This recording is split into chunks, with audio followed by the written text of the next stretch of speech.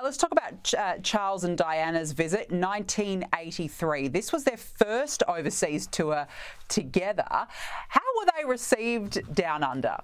Well, Australia went bonkers for Diana, didn't it? I mean, people were talking then about this was the new Beatlemania. If you remember when the Beatles first started, people were screaming and, you know, all of that kind of stuff. They went nuts for Diana. Now, did that cause a problem? And the answer is yes, it almost certainly did. That tour has been depicted most recently in The Crown as being kind of the beginning of the falling apart of Charles and Diana, because Charles was enraged, as it was portrayed in the TV show. He was enraged by the popularity that she attracted to his exclusion, and part of the script is that he shouts, "This is supposed to be my tour." I think people who were on that tour would agree that there is certainly a grain, if not more than a grain, of truth in that. One of the big problems with Charles and Diana from the get-go was her incredible popularity, and to the point that I suppose he almost felt ignored when they were in public, because all eyes were on her. He also is said to have complained about her lack of enthusiasm when they were climbing Uluru, Ayers Rock, I think as it was then. You know, it was very hot and she couldn't make it, and, you know, she had to go back, and he complained, and one thing and another.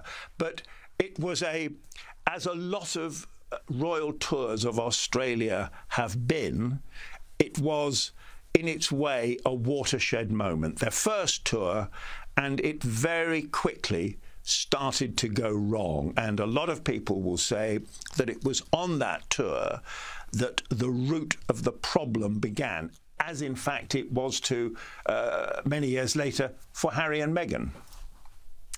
We want to get to that, to Harry and Meghan shortly, but, you know, looking at some of the vision of Charles and Diana, they did have some beautiful moments here in Australia. There's vision of them dancing together, for example, lovely vision of them dancing together. They certainly gave the impression, Tim, that all was okay. Yeah, I mean, as they had to, but when they got home, you know, they went their separate ways.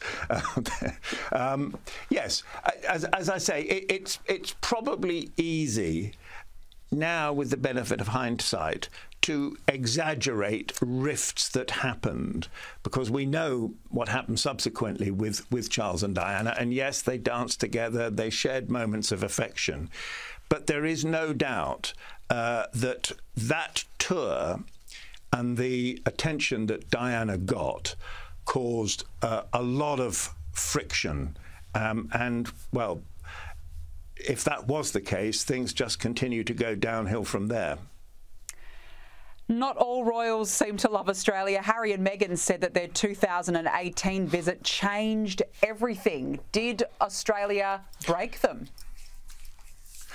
No, I don't think Australia broke them. I think they loved Australia, and I think Australia responded to them. Bear in mind, in those very early days of Meghan and Harry, Meghan got an incredible reception from the public, both at home and abroad. She was literally, I mean, if Diana had been a breath of fresh air, you can multiply that by 2 for Meghan, for all sorts of reasons.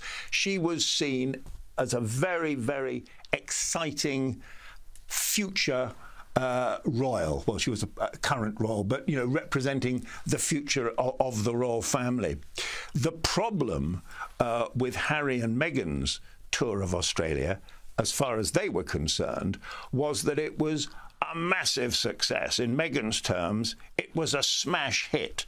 People loved them. Wherever they went, they loved Australia. The trouble was, it didn't get any recognition.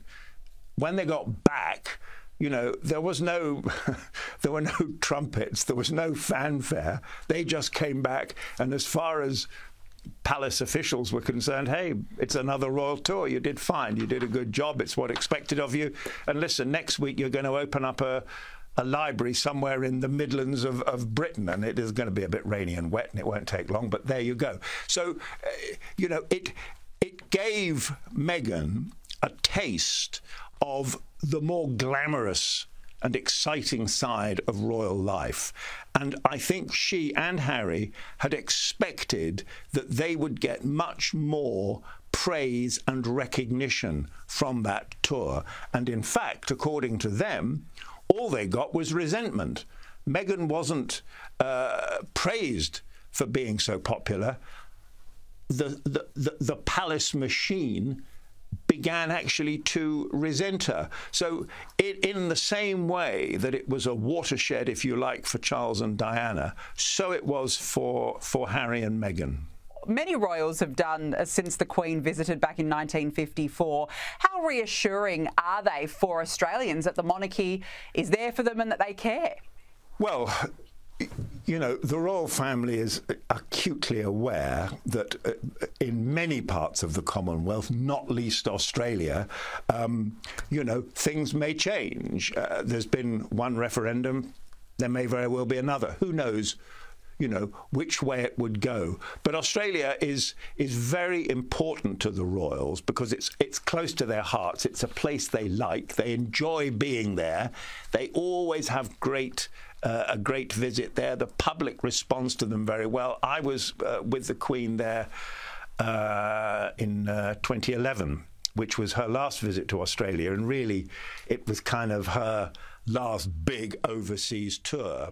And the one thing that surprised me, amazed me there, as it did almost every time, you know, I travelled anywhere with the Queen, was the incredible public response. I mean, you get it. 1954, she's a new queen. The war's just over. You know, there were no thoughts of getting rid of the monarchy, and everybody waved flags and, you know, shouted hurrah.